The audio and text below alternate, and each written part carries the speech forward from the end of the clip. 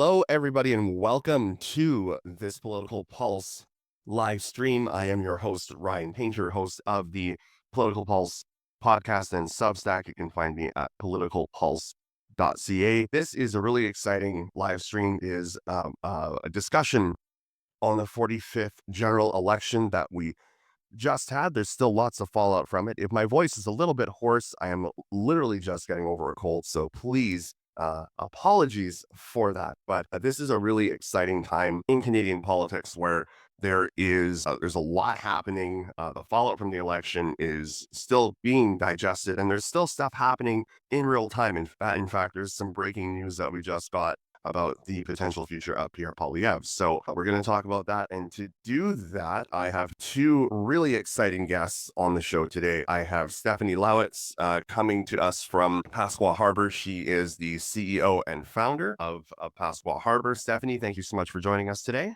Jennifer, sorry, what was I saying? Stephanie.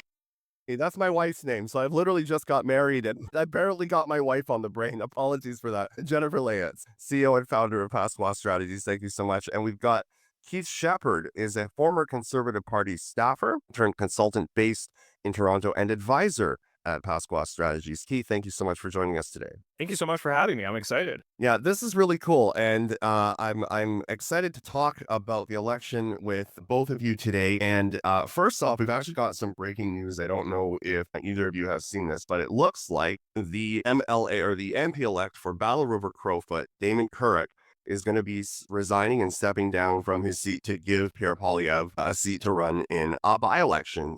Battle Rover-Crowfoot, a huge riding in Alberta, straddles the border with Saskatchewan, kind of also in between Edmonton and Calgary. In the last election, Damien Kurek got 81.8% of the vote share. So I think we can call that a safe riding. Jennifer, not Stephanie, Jennifer, I'm going to go to you and ask, what are your thoughts just on this, on the fact that we have an MP-elect giving up his seat, very clearly a safe seat for Pierre Poilievre to run? Well, I think we knew that this would potentially be the outcome, especially as it seemed that the party was posting that they were all united behind the leader, which is much different attitude compared to 2021 with Erin O'Toole. But I find it a little wild that it's Damien Kurek of all people, because number one, that's a very safe riding. So he would have had to work very hard for that nomination. But also he, number one, is a new MP elected in 2019, meaning he has never had the opportunity to sit on the government side of the bench, and also is not eligible for a full pension because it hasn't been long enough, as far as I know, correct? So, that's a... Yeah, I think he's 6 years to get that coveted gold-plated parliamentary pension. I mean, maybe there's something that we don't know, conversations that have happened in the back end, who knows? But yeah, it certainly is the safe riding, Jennifer, and easy for Pierre to jump into. I mean, some of my colleagues I've been talking to have said he needs to go into Alberta. That's just where he needs to go. I'm not necessarily down with that sickness. I don't know. And we've got lots of Alberta Conservative support. I mean, yeah, it's easy to go there, but is it kind of I hate to say this, but is it kind of a cop-out? Yes. Keith, say more, Keith, say more. You know, I agree. I don't think it needed to be here. As I find out who just decided to step down so Pierre could get in place, I think we can all agree that was going to happen with somebody. But you know what riding is right beside his? That's a Conservative stronghold in Ontario. I believe it's now Algonquin, Renfrew, Nipissing, which used to be Renfrew, Nipissing, Pembroke, which was my home ride. That Cheryl Gallant? Yes, which is the riding I grew up in, which is a riding that she's been there for 25 years. She's she can retire. Like, there's no question about it. She can retire. She does not work hard in that riding. Conservatives in that riding, I have been upset with her for years because we want it to remain blue. It's a rural agricultural riding, one that is very important to farmers and people who have, pro-choice beliefs and all that kind of stuff. But it's also a mixed bag as well. But it's still a Conservative stronghold. So why wouldn't you just move and say, Cheryl, you know what? You've been here for a long time. You're the longest serving MP in the House. We really, really appreciate all the work you've done for the party, but we would really appreciate it if you could step aside so the leader could remain in Ontario and border the riding that he used to have. I don't understand why that choice was not made. But couldn't sorry, Jennifer, go ahead. I was just gonna say, you miss Haiti Fry. How do you like longest MP in the House? I think she's been there longer than most of us have been born. Actually, yeah, that's true. No, that is 100% true. I want to play devil's advocate a bit here, though, because, I mean, look, yes, Algonquin was saying Pembroke is right beside Carleton, but we saw the concentrated effort to oust, I mean, that's my perception, to defeat Pierre Poilievre in Carleton. I think it's probably pretty safe to say that could very easily be translated to a neighboring riding, and so perhaps just to make sure that he wins the seat and gets in the House, they're picking one of the safest ridings to go to. Jennifer, do you think that was in the calculation? Yeah, I think so too, because Cheryl Gallant won like 55% of the vote. And there has been times where Pierre's also been strong in his riding too, but that just wasn't enough. But I also think that maybe this is a little bit conspiracy wise, but I feel like this is a part of a much larger picture. Alberta's at the forefront of conversations right now around the referenda, the separation. I'm like, this is just very calculated. I'm not saying you're gonna like lead to separation by any measure, but it's like Alberta's on the map right now. And people are obviously very, very pissed off in Alberta. So I could see a lot of people showing up to vote again for him. Interesting. Okay, well, that's the breaking news to start off with the live stream. So that's the thing about politics, that every now and then something new comes up, and we're right on the button with it. So let's go back macro and just talk about the general election that was Canada's 45th general election. Because going back into December, I think any of us, all of us, would say this wasn't anticipated, that you would have 4 seats shy of a Liberal majority government. That I don't know if we could have predicted the NDP would be absolutely decimated in Ontario. I mean, probably some of us reading the tea leaves could have predicted that. But this whole trip, this wild ride that we've had, has been taxing on the emotions. It's been very interesting to see, especially for political watchers like us. So, Keith, if you could walk us through just your general thoughts about the general election, where we wound up. We'll go and look at kind of the individual turnouts and individual party stuff, but just take a 30,000-foot view. What are your thoughts about the 45th general election? Yeah, this is how much time do we have? I've got many thoughts. I think one of the funniest things about this is that one of the things that I commented on, into the fall, and people thought I was insane. This is when we had a 25-point lead and we looked like we had a super majority. I noticed that in the marketing trends and in how they were doing their marketing and how they were tagging on Justin Trudeau so hard. I looked at that and I said, that could end up backfiring depending on what happens on the outcome of the election down in the United States. Like, Canadians consume, 65 to 75% American media. And we saw the president of the United States step down so somebody else could join in. So in hopes of maintaining power with the Democratic Party. And what I saw was there's an absolute, it could absolutely take place that could happen here. And nobody thought that was ever going to happen. And it did. And I can remember saying, okay, so if this takes place, it's a long time to be leader for like almost 3 years without a general election under your belt. Does not help your case. It's taxing on the MPs. It's taxing on volunteers, especially at Pierre's pace, where it's about door knocking. People get burnt out. Like, that was a marathon that was run at a sprint level for 3 years. And I think people got tired. And then all of a sudden, Trump gets elected. And then he starts spewing the crazy shit that he spews, sovereignty, 51st state, all that kind of stuff. And then all of a sudden, Justin Trudeau decides to resign. Huge move on his part. Like, every single politician's got an ego. And to put that aside so your party can maintain its status and its power. I'm not a huge fan of the guy, but I got to give him credit. Like, that was a bold move. We have a leadership. Mark Carney finally decides to throw his hat in the ring. And, here we go, which had been contemplated and has been speculated for years. And he did it finally. If he didn't do it this time, I don't think he ever would have done it. And now we have a whole different game. It's a whole different chessboard. And they really didn't double down on transitioning well at all. Like, Doug Ford, out of all people, came out with a hat. He broke the biggest political rule: no stupid hats. He came out in a hat that said Canada's not for sale. And everybody went, wow, this guy gets it. He's on our side. And that's all it took.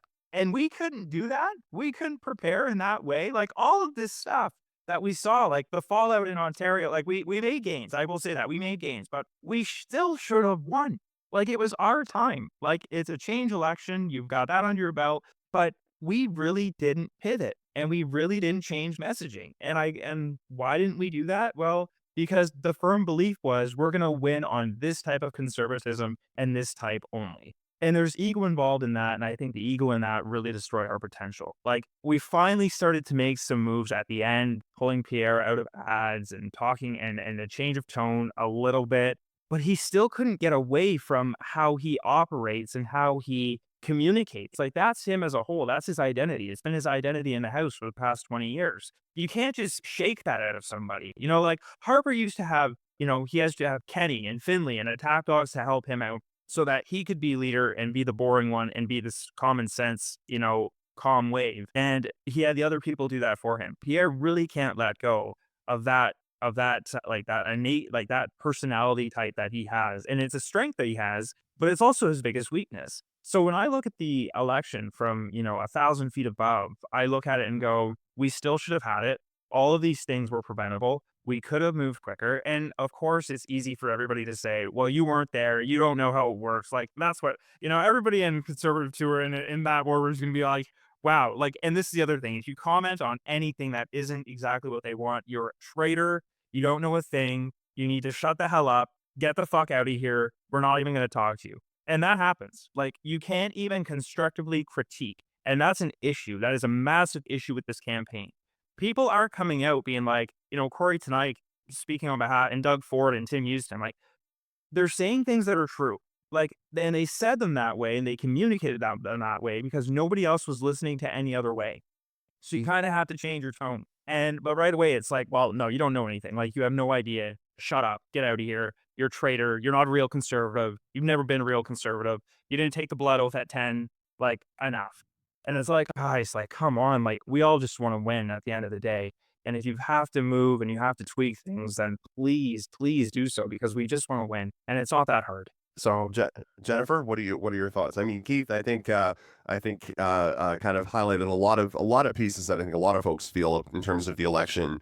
You know, should have been the Conservatives to win. But what are your thoughts about the election, just kind of overall looking from 30,000 feet above? I echo a lot of what Keith said. And I think, he talked about how important it was for Pierre to keep communicating on Pierre's style. And I often think of how the most successful politicians of our time were exactly that. They stayed within their realms of how they communicated and how they related to the people. And, I'm currently sitting in a city that was formerly represented by the late John Diefenbaker. And it's like, to this day, like, John Diefenbaker made some massive mistakes. The Avro Arrow is something that people will never let go. But you go anywhere in this city and you talk to anybody that was alive during that time. My grandpa used to fix his office machines, and every single person said he made you feel seen, he made you feel heard.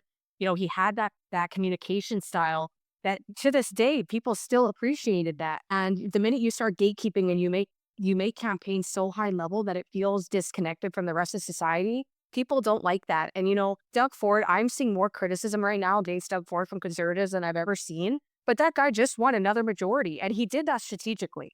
He called that election because he did not want to have to be painted with this. He didn't want to have to deal with running again after this election. It was very much like, let me call the election, let me secure my position again, and reach out to me if you want to reach out to me. And Pierre initially didn't. And it's like, I see Conservatives saying, we don't need Doug Ford to win, but we need Ontario seats if you want to win government. That should be your mindset. So I'm a little bit on the fence because obviously I'm a little bit disconnected, and I'll admit that being in Saskatchewan. But at the same time, I see this from Saskatchewan and I just wonder, like, what the heck are you doing? Yeah, and I want to dig into a little bit of the interplay in the conservative circles piece. But first, let's just look at the results and the outcome that we got, which is essentially a conservative minority, 4 seats short. There's been some interesting chatter on Twitter and other places. So, grain of salt for all that about potential conservative MPs going over to the Liberals to give them a majority, or I think even Jenny Kwan had been seen to muse that she wasn't against it until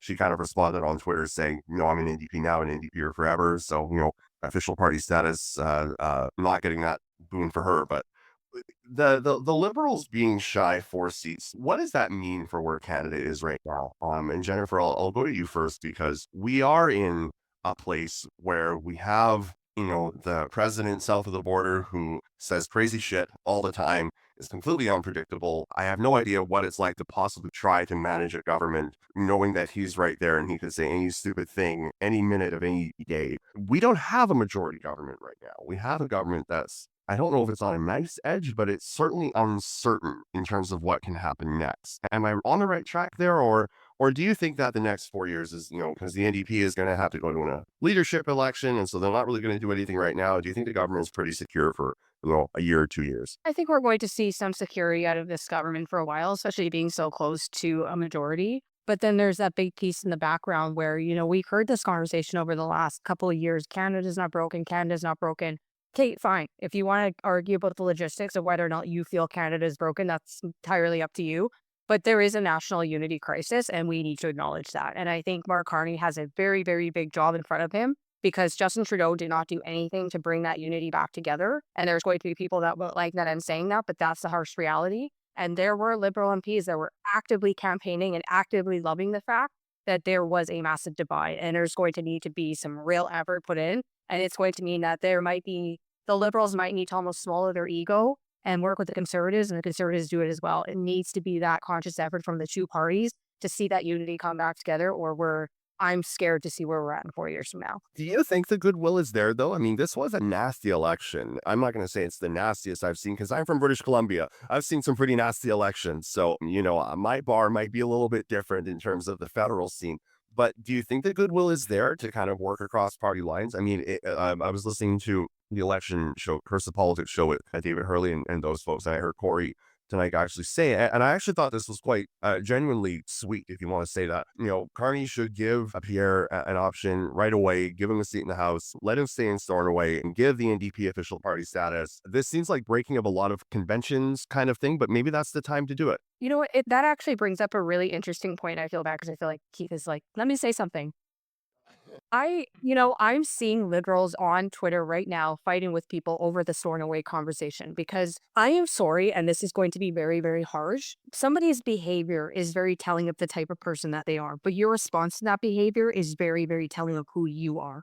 And I was always told that growing up, and there's been moments in my life where I've had my ass kicked, I've been treated like garbage. And at the end of the day, it's like, do I want to double down and treat people like that in return? Or do I want to try to get through them? Because at the end of the day, that's how you fix issues. And I deal with that behind the scenes every day. I work with First Nations as a career, and it is some of the hardest work I've ever done. And people treat me like garbage. And it's like, I either want to see the cause through and I want to treat them with respect and try to break through that wall, or we just further and further the divide. And people want to say, kick him out of Stornoway, don't do this. What do you think he's going to come back and do? There's literally an MP stepping down with 80% of the vote right now to get him in the House. Do we want to right now preemptively try to make these relationships work for the betterment of all Canadians? Or do you want to double down, see that split happen in our country and fuel the flames of division? Then by all means, but then these are the same people that don't get to sit there and say the Conservatives are dividing because you're playing a part as well. Keith, do you think we can get a Canada First kind of lowering of the rifles, lowering of the cannons from Conservatives and Liberals, and to actually get some unity? Because I think Jennifer's making some really interesting points here about, look, we've just come through an election where the Donald Trump effect was significant. Lots of elbows up conversations. And say what you will about the elbows up thing, and there's lots out there to say about that. But what do you think? Do you think that we're in a place where we can kind of let our guard down? The better angels of our nature politically come together and really do what Canada needs to bring that unity to the fore? I think this is going to be the first testament of Mark Carney's leadership as Prime Minister. And to be quite honest, because he's not a career politician, I have a gut feeling that that's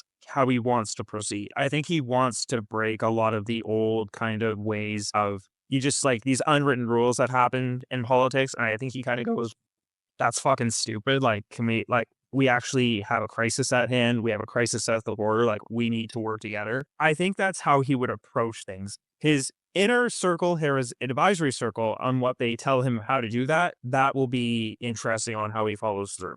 But are the Conservatives the best dance partner to do that with? I have a feeling that if Mark Carney was, said, we need to work cross-party lines to do things effectively at the moment, I think a lot of Conservatives would go, fuck you.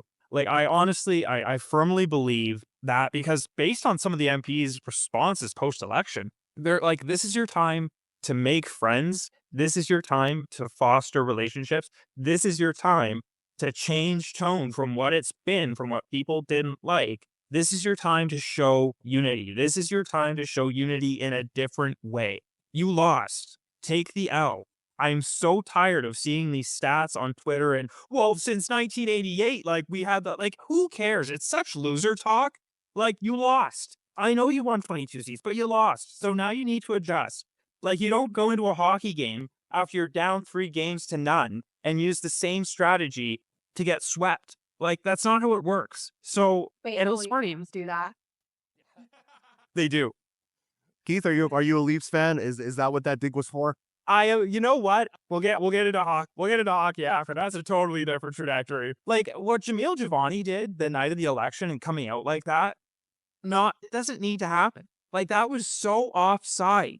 That was so not helpful. Like, be better. You need to be better right now. And he talks about like, oh, we got to do this, and Doug Ford's not a conservative, and I tried it. Like, no, like just stop. Like, you're in Aaron O'Toole's former riding, okay? Like, Aaron won that riding in 2015 by 6,000 votes. He won it in 2019 by over 7,200. He won it in 2021 again by over 1,100. You squeaked by with 3,000 votes. So you don't get to come out in a riding that's supposed to be a conservative stronghold. You don't get to come out and call people fake conservatives and burn bridges and all of this stuff. Like, it's not the time. So if Well, actually, and I wanted to get to that, Keith, because a lot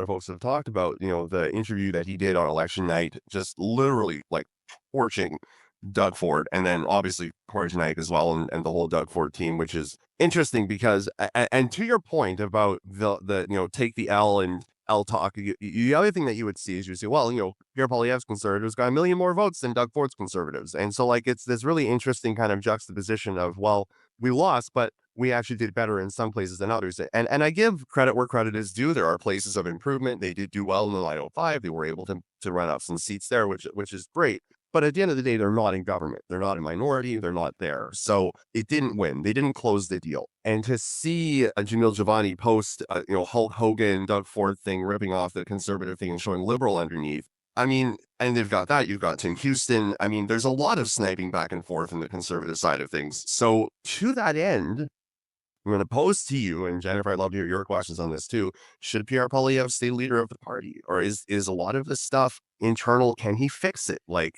there does need to be some healing on the conservative side of things. So what are your thoughts there? Well, this is going to get me canceled. I think, and it's so funny when you talk to politicos and you talk about all these things, and like there's so much inside baseball that like does like that we love to talk about in these weird details, but the public is like, who the fuck is that? Like, I don't even know who that person is. I didn't even know this was happening, and we get so caught up in this. So does he stay on as leader? I think Pierre, he lost, he made gains. I think he stays on as leader because I think he needs a lot he needs to soften some of those edges, not all of them, but some of them. But it's his team, his internal team he needs to change. So this is the part that's going to get me canceled. Jenny Burns is national campaign manager. When you don't make the playoffs or when you lose the cup final, 9 times, 8 times out of 10, like that coach is done. Like, depending on if they had a record-setting season and all that kind of stuff, maybe those are really minute details. So I think, and there's a lot, and MPs have come out to journalists and said they're not happy in caucus. Caucus is miserable under this style of leadership. Well, does that change with a different advisory team? I would say potentially yes. The problem is she doesn't go anywhere unless he's going. Like, that is a team molded together. Like, it is so fastened, so close that you don't get one. That's a team you honestly don't get one without the other. Right. So in my dreamland, he stays on as leader, and some of that, some of those close campaign aides go. But the reality is that he stays on as leader and everybody stays, and it's going to be World War III in the House. And then I can honestly see, it only takes 4 NDP or 2 NDP and 3 of the red Tory conservatives to cross the floor and say, well, I guess we'll form a majority. Like, this government's not going anywhere for a while. It's a big minority government. Like, it's big. Like, I think it's one of the largest in Canadian history. So, those are my thoughts. Jen, what do you think? You go ahead. I think that there has to be a change internally, and some people might not like to hear that. And maybe there's been MPs that have been scared to maybe voice that to Jenny and co. But I know for a fact that there are MPs that were not happy in the last caucus in the last session. There were MPs that were prevented from speaking to the leader as quickly as they should have been able to speak to him. There were MPs that were, and it was getting to the point where I even had to ask an MP, not my own, I asked another MP, but I was like, what's up with like the slogans? Like, I was like, honestly, just asking because QP questions are quite short. So you're saying the same thing. Like, every MP is saying the same thing. And that MP told me verbatim, we are told we have to do that. And I'm like, that's not democracy, man. Like, you're here to represent your constituents. You should be in Ottawa asking the questions that need to be asked. And so if you were seeing a lot less airtime in the House of Commons for Conservative MPs, there's a reason for that. And it's, at the end of the day, a lot of those MPs, people forget that they were elected by their constituents. And yes, they were elected as a part of a party and they're there to represent party lines at the same time. Democracy means that those MPs have the ability to speak freely, have the ability to say what they need to say and to represent. And when you have unelected staff that are calling so many shots that those MPs can't reach their full potential, that is garbage. And I'm not going to give the Liberals a pass on this one because the PMO was terrible for that as well. And there were very, very good Liberal MPs that never sat in cabinet because they refused to conform to that. But it's garbage. And I'm not a fan of that. I'm a very grassroots person. People know that. I want to see democracy function.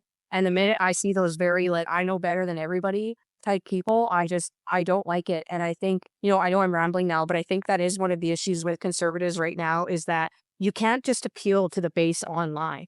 Because you have, Jamil Javani posting a meme like that might be funny to Twitter users, it might be funny to Conservatives, but going off on national media, that's going to be pumped to people across the country. And the majority of people are like, the amount of Conservatives that I had being like, what is this? Like, everyone was texting each other as it was happening. Everyone's like, what is going on? Like, why is this a thing? And it's refusing to acknowledge the shift in messaging or refusing to acknowledge the reaction to that messaging is how you will lose. So I think you're both making a point that I'm gonna completely agree with. So I've got a blog coming out this week about why I think Pierre needs to stay on as leader. And generally speaking, and this is a general principle that I hold, is leaders deserve, I think, 2 kicks if they can to see if they can make something work. And I think the first kick is to get known, get out there, give it a shot. And, unless you're driving the party to not official party status, then maybe there's some conversations to be had. But I generally have a principle believe that get 2 shots.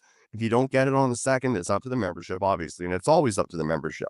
But it's a general principle I believe in. So I think you should get a second shot. I agree that the leadership team, the advisory team around Pierre Poilievre needs to change significantly because look, I've been a staffer for a while. I was in the NDP for years and years. I'm in the Conservatives now. And I generally am of the opinion that we're there to make MPs and MLAs shine, make them as best as they possibly can be, work with them, train them, help them learn their voice, help them discover what is their voice, what is their unique offer, what is their proposition, all that stuff. I'm not there to dampen them, to quiet them, to lock them in a room so they're never heard. That I don't believe in that kind of politics. At the end of the day, to your point, Jennifer, they got elected. I didn't. So it's not for the staffer to determine what they say and how they advocate for themselves. But they do need help and support. Anyways, I'm rambling now too. I think generally speaking, we look at Conservative parties federally, provincially here in BC, and they're brokerage parties. There are brokerage parties between fiscal conservatives, social conservatives, red Tories, blue liberals, all those kinds, constitutional conservatives, all those libertarians. But at the end of the day, you have to make sure that you are not alienating not only the core group who wants to vote for you, but would feel shitty if you start slagging them directly, or people who they like and people who they're friends with. Because, provincially, federally, people vote across party lines, and we have to remember that. Right? We have to remember that in British Columbia, if you're voting for Conservative provincially, you're probably voting possibly Liberal federally, possibly Conservative federally, possibly NDP federally. So building those bridges is really important. And to your point, I've heard lots of folks after the Jamil Javani thing, and Ed Fast was one of the first to respond to him to say, like, what is this? Do better. And, I've got a lot of respect for Ed Fast as a former MP. He's someone who I thought spoke well, spoke kindly and calmly, and was focused, and was a good, generally speaking, a good MP for Abbotsford. So in terms of the Conservatives, the Jamil Javani thing and all of the back and forth, we've talked about changing the advisory team around Pierre. Jen, I'll go to you and then I'll go to Keith. How is it just the advisory team around Pierre that has to heal this, or do they need some kind of national Conservative kumbaya hug circle to kind of get over this shit and put their internal differences behind them and really fight for Canadians and what Canadians need? There's a couple things I think that needs to happen. The advisory team for sure, but there's also some very, very smart brains in Pierre's circle that,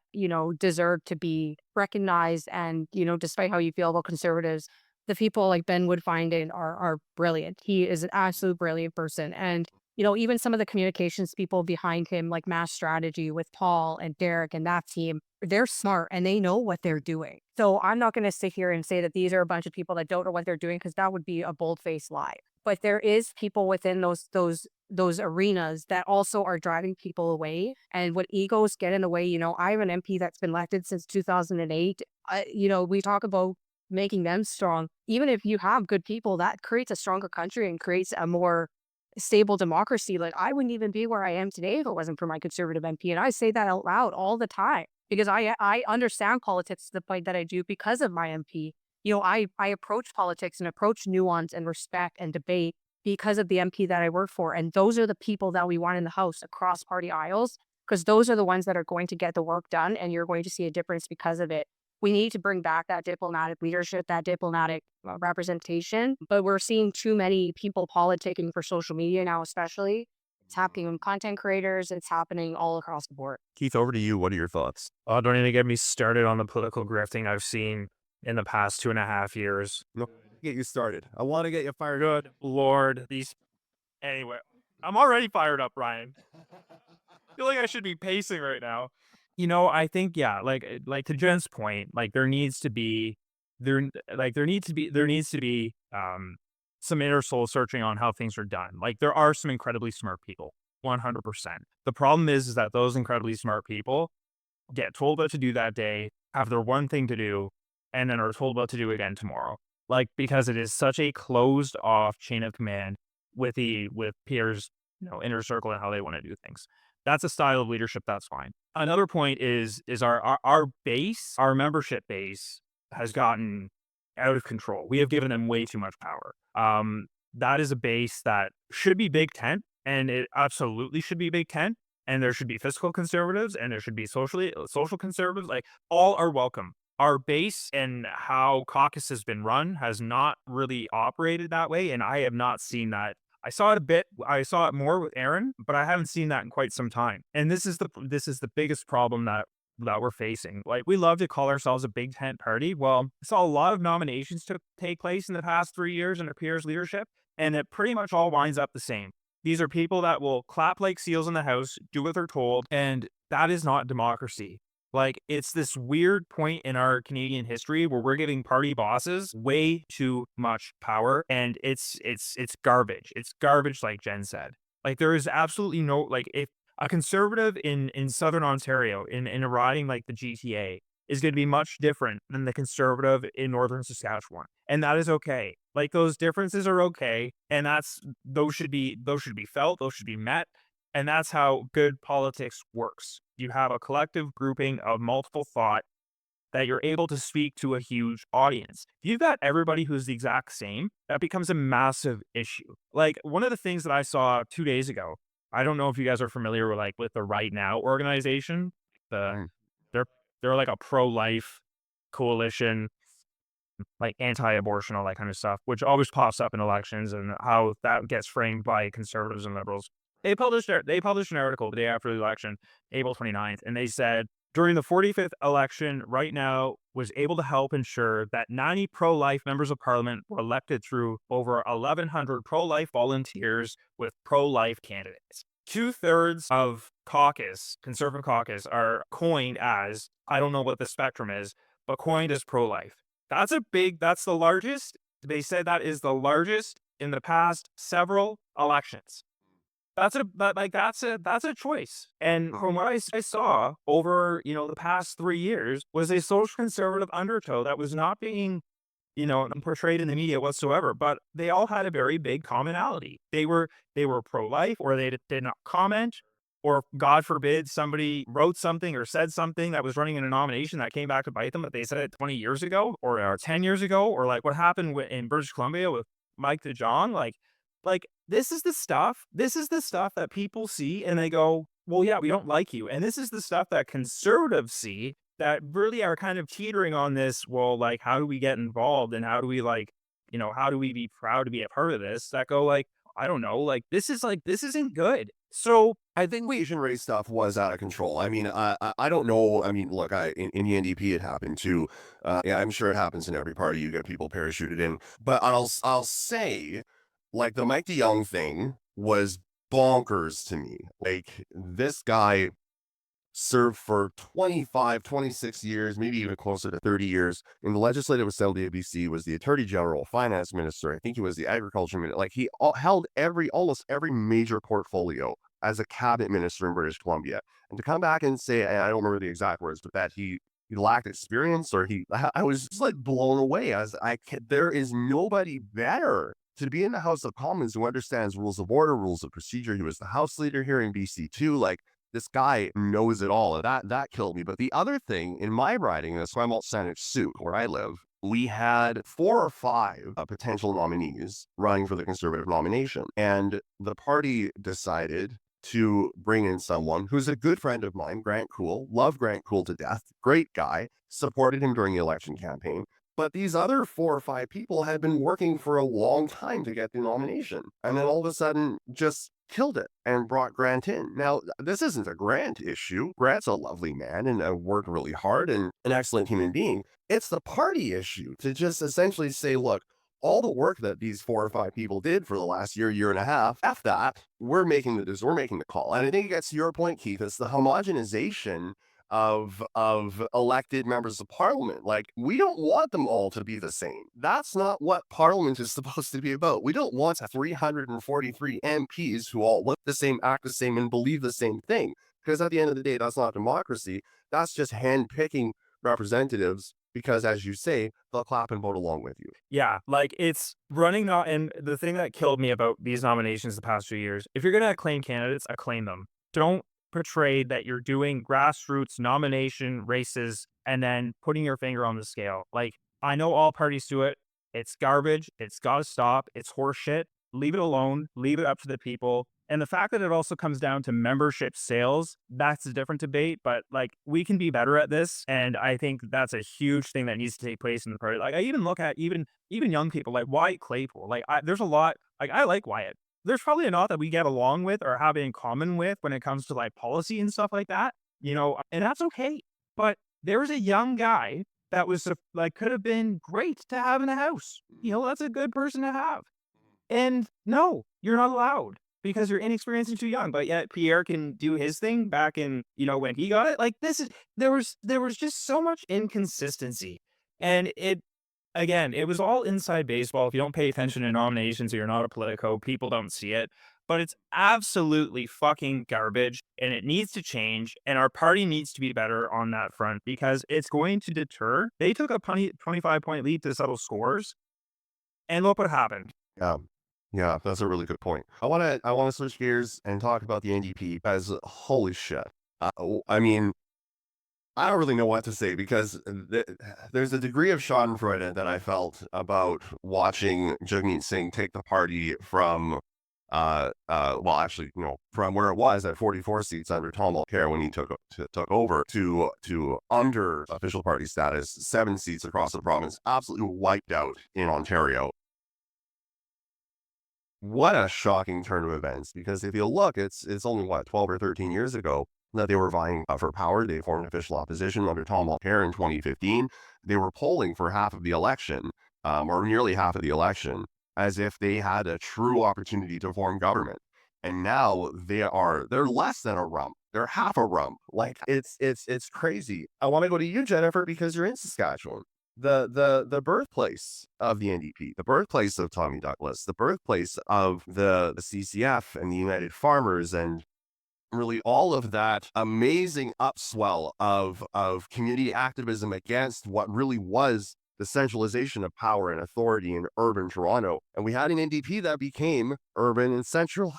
And that really is why, in my opinion, they have done so poorly. What do you think, Jennifer, about the NDP, where they're at now and where they go next? Yeah, I think the federal NDP went way too far down the purity test route, where that is quite literally a problem on the right as well. But I was talking on TikTok the other day about like the horseshoe theory, where some of the components that exist in the right were also existing on the left, and they just meet in the middle. And provincially, NDP, there's a lot of conservatives in Saskatchewan that don't like the NDP, but provincially, I've been able to have conversations with provincial MLAs. During our provincial election, I reached out to both the candidates, the Sask Party and the Sask NDP, to ask where they stand on Indigenous issues. And I got responses back from both of them, no issues there. But federally, it was becoming a nightmare. Like the people that were running as NDP candidates or aligning with the federal NDP were not even people I could relate to or wanted to relate to.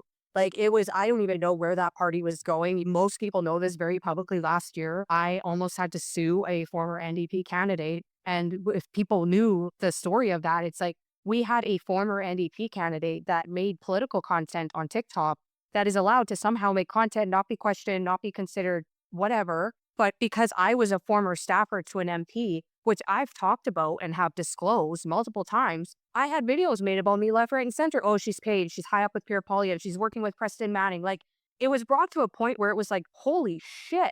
Like, you guys are out of your goddamn minds. And that, I mean that respectfully, because I look back at that period of time and like, no one knows what it's like to be driven to that point. But that was such an ugly and low point of my life because I truthfully just thought I was existing as a voice like other people were. But that right there, and I had, that candidate, I wasn't sure if she was going to run again or not, but I had talked to multiple First Nations chiefs that I'm close to, and we were all of the agreement that if she decides to run again, there is going to be a press conference released to ask the NDP to do something about that because it got so ugly. And it's like, these are the people that are purity. Everyone's got to be progressive. Everyone's got to be respectful. But the amount of like vitriol and hate that came down as an Indigenous woman in this space, I was like, no, I'm not tolerating that shit. And I like NDP should have been calling that out and they did it. And that right there was like, you deserve to lose. Anyone aligned with that party and those type of people, I don't want you elected because I don't like that.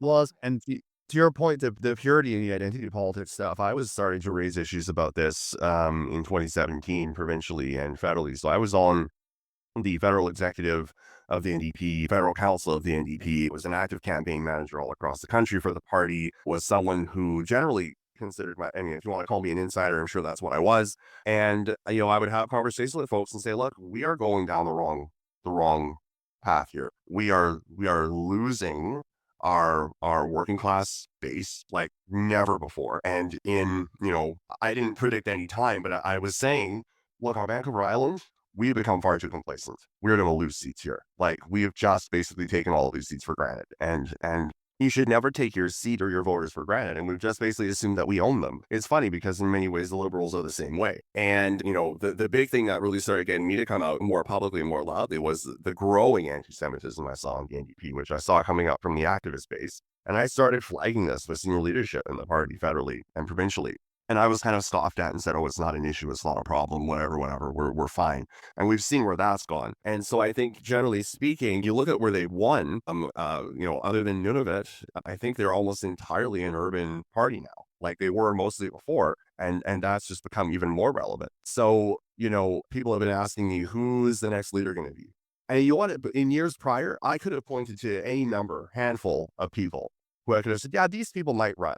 Now, I honestly don't know. Like, I look across the country, there is no way Wab Kinew is going to say, there is no way in hell that Wab Kinew is going to run for the federal NDP leadership. I'm sure he is very happy being Premier of Manitoba. And I don't know why he would want to kill his career trying to run for the leadership of the federal NDP. Yeah, I don't know. It's a strange world. They have definitely got what's coming to them. But it makes me sad because I actually think the NDP plays an important role in Canadian politics. I have felt that for a long time. And I still feel that way, even though I've left the party. I feel that they are, they're often referred to as the conscience of the nation. And I feel like they have that role and it's an important role to play. They vie for government. That any party of real seriousness should be able to say that they can do that. And I feel for their membership. I feel for their voters. I don't know. What are your thoughts, Jen? We'll go to Keith. Yeah, I think there's been a lot of NDPers that have been pushed to the center and to the Liberals because of that piece of just missing, again, getting too far down the rabbit hole, flowery language and trying to pander and whatever it is that you're trying to do. And, even last year, I pointed out on TikTok that their messaging was just off. Like, I was like, what is this? And then I had an NDPer stitch me on it because they take offense to a lot of things. And it's just valid, a lot like They're scandally offended. Very. conservatives too. Like, they've come at me as well. It was, it was just a really dumb TikTok. And I was like, what is this? And this, like, just envision what a typical NDPer looks like. I'm sorry, but I have to say it. She stitches me and she's like, I think they ate. And I'm like, okay. And then she starts arguing with me, and I mispronounced a word. So her followers literally verified this was her follower, came in my comment section and was like, "This is why residential schools were created." I'm like, "You guys are like, again, out of your damn minds. Like, what the?" And so that critter, I was like, "Are you gonna like to do something about this?" And she doubled down, and I think I left it off with, "Okay, we'll talk next year." And the other day, I was like, "I wonder if she wants to talk now." Probably not, but Probably not. Probably not. No, it's insanity. Keith, for you, what were your thoughts where the NDP is now, where they're going to wind up? You're in Toronto. It should be a place where the NDP actually vies for power, at least in terms of electing MPs. There's none. I don't know the last time that there were no NDPs in Ontario, let alone kind of the greater Toronto area. So what are your thoughts? Yeah. Oh, the NDP. Like I remember watching Tom Mulcair in 2015, and there was this is a World Cup secret that won't be no more. But there was some conservatives who were like not even involved with the party at that point, that were just like students that were like, Angry Tom is pretty, like, he's pretty fun to watch, eh? Like, and then they made him smile, and then his campaign took a nosedive. But I look back to 2015 under the leadership of Tom Mulcair, and then I've seen where it's gone under, Jagmeet Singh, and I just shake my head. Like, you don't know. I honestly don't know if they knew where they were going half the time. I think they were just throwing stuff against a wall and seeing what was sticking for the day, which is too bad. Because to your point, Ryan, I completely echo what you say. Like, they do play an important role in Canadian politics, and they do play an important role in certain ridings. And to have none elected in Ontario is like, that's terrible. Like, it's absolutely terrible for that party. Like, I'm glad Jagmeet stepped down, and I'm glad that all took place. But it's funny, one of the things that people don't consider a lot of the time is that the Conservatives had a strong hold in decimating the NDP as well. Like, the NDP, the NDP was bad, and they were bad in their final days. Like, it was not good the last 3 months. But the Conservatives had a big part in making sure that that party had no legs. Like, that was a huge advertising campaign done by them. Like, that was strategy. Conservative sweeping Windsor. Like, that's wild shit. Worse. Like, it makes no sense, but here we are. So I don't, yeah, like, again, everybody says, oh, Wild Canoe. Wild Canoe is not going anywhere. Like, Wild Canoe is going to go down as a hero in Manitoba because he's going to be premier for like 45 years. Like, He will be premier of Manitoba forever. And you know what? All power to him. like, he's not going anywhere. So where do they go? If I was the NDP and my party's decimated, we don't have party status, we don't have a leader, we have no idea who our leader is going to be and what that looks like, because everybody wants it to be Wob, but we know it's not going to be Wob. If I'm them, I almost hedge my bets, and if I'm 4 or 5 of them, I cross the floor to the Liberals, and maybe I'm lucky for doing that, and I get a cabinet position. And maybe that's a terrible thing to do. Maybe that's like that, but politics and politicians are like that. This stuff happens, right? Like, I mean, look, if you want to get something done, you're not going to get it done as part of a non-party status rump of 7 seats. I mean, the Liberals don't need them. They can go to the Conservatives, as we've talked about. They can go to the Bloc if they want. There's any number of coalition options, or not coalition, but vote sharing options they can do. So I think to your point, you're right. If you're in the NDP right now and you're like, look, I want to have an impact, I'm not going to have it here in the NDP. Maybe I actually have to look at my options with the Liberals. and you do that, and you pull I've always loved the strategy that Doug Ford and the Ontario PCs do. Like, if you're going to get a scandal done, you do it right after the election, and then when election time comes around, nobody remembers anything, or nobody wants to talk about it anymore. So, cross the floor and then see what happens, and hedge your bets and make that majority, make it a small majority, and see what happens in 4 years. Like, I don't know. I think that's the only thing they can do. There's 7 of them. Like, well, I don't know. Like, and it's such a sad number to say. Like, you can't even call it like, oh, there's 10 or there's 15 or there's 7. Like, what? B team. Yeah, It's her like B team. like it's a family in like rural Ontario. Like, it's like, like, it's like, I don't know what they're gonna do. Like, so I think that's the only thing that they can do at this point. I'm not too sure what their options are. I think it's going to be quite a while until we see some real change take place there. I think in the upcoming months, we'll see if anybody does cross the floor. But from there, I don't know. I think there's a long rebuild there, and I don't think it happens by 2029. I think it comes like by 2032 or 2033, which is kind of crazy to say, but and maybe I'm outlandish. Here's how I'm going to be into my fees before the NDP actually becomes some kind of force again. Thanks, Keith. I'm feeling very optimistic. Well, Ryan, you need to go run for leader, okay? So you got to shop because Wab Canoe's going to be premier of Manitoba forever. So go in for your hat in the ring. No, I honestly don't want to be remembered as the party that kills the NDP officially. So no, that's fine. But thanks for the invite. I want to end because we're running to the end of our conversation here. It's been great. I want to just pull back out the last time 80% of MPs were elected from two parties was 1958.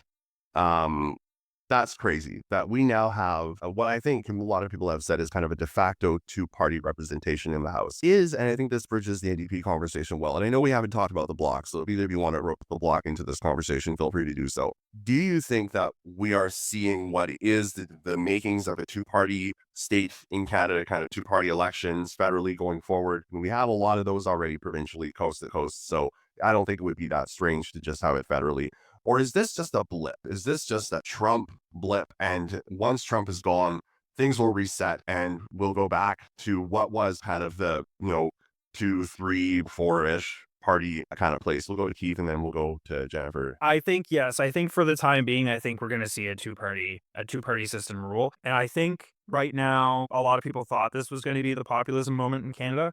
But I don't think it's right now. I think we're another 2 years away from that, maybe 3.